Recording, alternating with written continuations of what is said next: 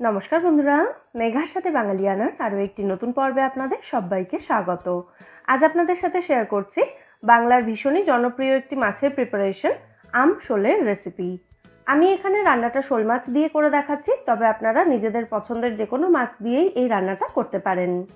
প্রচণ্ড গরমের জন্য যখন অন্য কোনো কিছু খেতে ইচ্ছে করে না, তখন এইরকম আম দিয়ে মাছের ঝাল খেলে কিন্তু মুখে রুচি ফিরবে।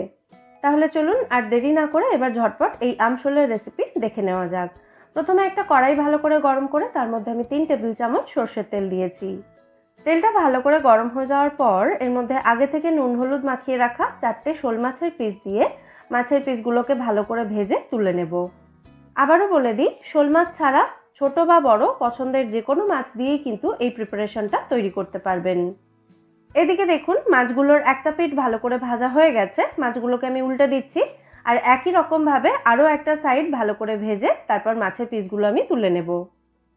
নিজেদের পছন্দ অনুযায়ী মাছগুলোকে আপনারা একটু কড়া করে বা হালকা করে ভেজে নিতে পারেন। মাছগুলো ভাজা হয়ে গেছে, এগুলোকে আমি তেল ঝরিয়ে তুলে নিচ্ছি। মাছগুলো ভেজে তুলে নেওয়ার পর বাকি তেলের মধ্যেই আমি ফোড়নের জন্য দিয়ে দিচ্ছি 1/2 চা চামচ পরিমাণে কালো সর্ষে আর একটা শুকনো লঙ্কা। 20 থেকে 25 সেকেন্ড মতো ফোড়নটাকে একটু ভেজে নিতে হবে। তারপর যখন দেখবেন সর্ষেটা ফাটতে শুরু করেছে, সেই সময় এর মধ্যে দিয়ে দিতে হবে একদম পাতলা টুকরো করে কেটে রাখা কাঁচা আম। আমি এখানে একটা মাঝারি সাইজের আমের 3 ভাগের 1 ভাগ ব্যবহার করেছি। আমটাকে একটু সাঁতলে নেওয়ার পর এর মধ্যে আমি জাস্ট 1/4 চা চামচ মতো হলুদ গুঁড়ো দিয়েছি। তারপর হলুদটাকে একটু ভেজে নিয়ে এর মধ্যে দিয়ে দিচ্ছি গ্রেভির জন্য পরিমাণ মতো জল।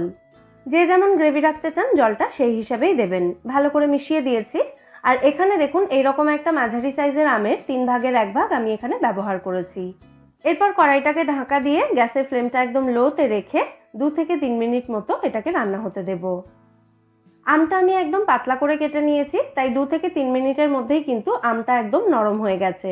এই সময় আমি এর মধ্যে ভেজে রাখা মাছের টুকরোগুলো দিয়েছি, সাথে দিয়ে দিচ্ছি স্বাদ অনুযায়ী নুন, জাস্ট কয়েক দানা চিনি দিয়ে দিচ্ছি যাতে আমের টক ভাবটা একটু ব্যালেন্স হয়ে যায় আর এতে টেস্টটাও কিন্তু একটু বাড়ে।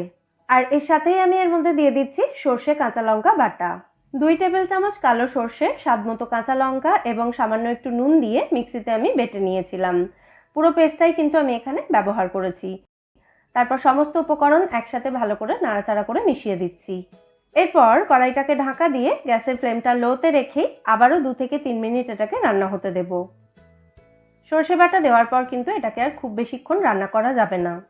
কড়াইয়ের ঢাকনাটা খুলে নিয়ে আমি এর মধ্যে 2টো চেরা কাঁচা লঙ্কা দিয়ে দিলাম আর 1 চা চামচ মতো কাঁচা সর্ষের তেল দিয়েছি। ভালো করে সমস্ত উপকরণ আরও একবার মিশিয়ে দিচ্ছি।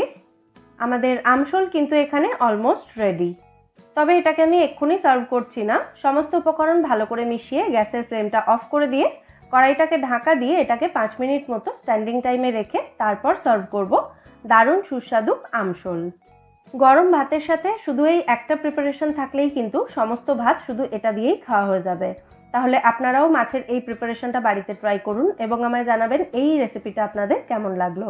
রেসিপি ভালো লাগলে ভিডিওটাকে বরাবরের মতো একটা লাইক এবং শেয়ার করে প্লিজ আমার চ্যানেলটাও সাবস্ক্রাইব করে নেবেন যদি এখনও না করে থাকেন। ফিরে আসবো নতুন কোনো রেসিপি নিয়ে। সবাই সুস্থ থাকবেন, ভালো থাকবেন এবং সবাইকে খুব ভালো রাখবেন।